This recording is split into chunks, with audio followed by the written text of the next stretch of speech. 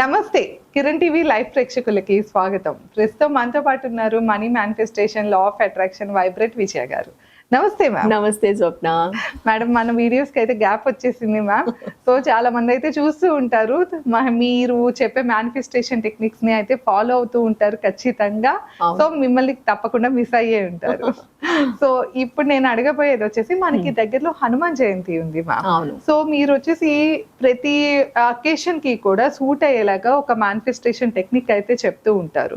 మనం అంటే ముఖ్యంగా ఆంజనేయ స్వామి అనగానే మనం ఎట్లా తీసుకుంటాం అంటే, మనకి ఒక ధైర్యాన్ని ఇవ్వటానికి గానీ, లేకపోతే వైఫ్ అండ్ హస్బెండ్ అంటే సీతారాముల్ని కలిపింది కూడా ఆయనే కదా.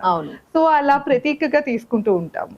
అలానే నెగిటివ్ ఎనర్జీని పోగొడటానికి కూడా మీరు ఎలా చెప్తారు మేడం? ఇప్పుడు హనుమాన్ జయంతిని మనం ఎలా జరుపుకోవాలంటారు? ఆ రోజున ఏ మేనిఫెస్టేషన్ టెక్నిక్ దేనికోసం ఉపయోగించాలో కూడా చెప్తారా? షార్ట్ స్వప్న, మీరు అన్నట్టు హనుమాన్ జయంతి వస్తుంది. మనము హనుమాన్ అనగానే మనకు తెలుసు it's an immortal energy.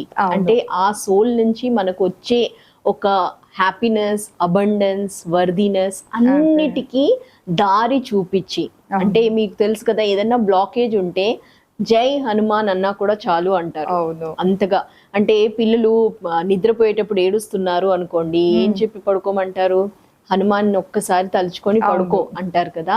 So అంత పవర్ఫుల్ ఉన్న ఎనర్జీ ఆ రోజు ఉంటుంది కాబట్టి మనం కూడా మన మేనిఫెస్టేషన్ కి ఈ పవర్ ని వాడదాము తప్పకుండా. సో ఆ రోజు మనము చేయాల్సింది స్వప్న, క్యాండిల్ అన్నా దీపం అన్నా వెలిగించాలి.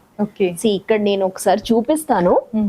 మీరు ఇలా ఒక క్యాండిల్ ని ఆర్ దీపం, ఇది ఏ ఆయిల్ అయినా పర్వాలేదు, గీ ఆయిల్ అయితే పర్వాలేదు, లేదా తెల్ల ఆయిల్ అన్నా, మనం ఎలా దీపం ఇంట్లో వెలిగిస్తామో అదే విధంగా మీరు దీపాన్ని వెలిగించండి. ఓకే, దీపం అయితే ఎలాగో వెలిగిస్తాం కదా, రోజు వెలిగిస్తాం, అందులో ఏముంది అంటారా? అయితే ఆ రోజు మనము మెడిటేషన్, దీపం చూస్తూ మన మెడిటేషన్ ని చేస్తాము.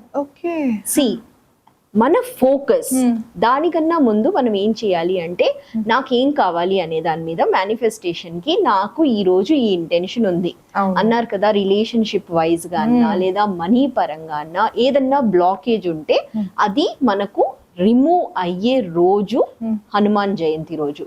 సో మీరు ఆ రోజు రాయండి, ఒక పేపర్ లో రాసేసి దాన్ని మనము ఫస్ట్ బ్లాకేజెస్ రాసేయండి.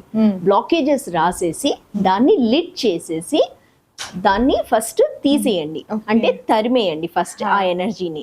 ఆ తర్వాత క్యాండిల్ అన్నా ఈ దియా అన్నా వెలిగించేసి మీరు మీ ఫోకస్ అంటే మీ కళ్ళు రెండు ఆ వచ్చే ల్యాంప్ లోని ఫ్లేమ్ ని చూస్తూ ఉండాలి.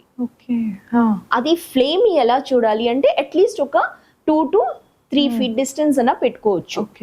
ఇట్స్ నాట్ దట్ మీరు దగ్గరే ఉండాలని లేదు, కొంచెం దూరం ఉండండి. కానీ మీరు ఆ ఫ్లేమ్ ని మాత్రం, అంటే అక్కడ నడుస్తున్న ఆ ఫ్లేమ్ ని చూడడమే మీ పని. అదే ఫోకస్ పెట్టుకుంటూ మీరు ఆ ఫ్లేమ్ ని చూస్తూ ఉంటే మీలోని ఆ ఫోకస్ వల్ల మోస్ట్లీ ఏమవుతుందంటే వాటర్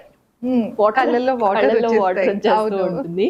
సో అలా అయితే ఒక్కసారి మళ్ళీ కళ్ళు మూసుకొని మళ్ళీ ఒకసారి చూడండి. డూ ఇట్ మాక్సిమం 10 minutes చేయండి, not more than that. 10 minutes చేయండి.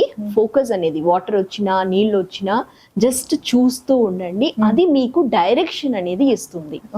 ఆ రోజు మనం చేస్తున్నాం కాబట్టి హనుమంతుడి ఆ ఎనర్జీ వల్ల, మనం అనుకున్న ఆ ఫోకస్ వల్ల మనం అనుకున్న పనులు సక్రమంగా జరగడానికి ఇది తోడ్పడుతుంది. సో ఇది పక్కాగా, అంటే ఇది చేసిన వాళ్ళు ఎలా చెప్తారంటే, దిస్ ఇస్ కాల్డ్ త్రాటక మెడిటేషన్.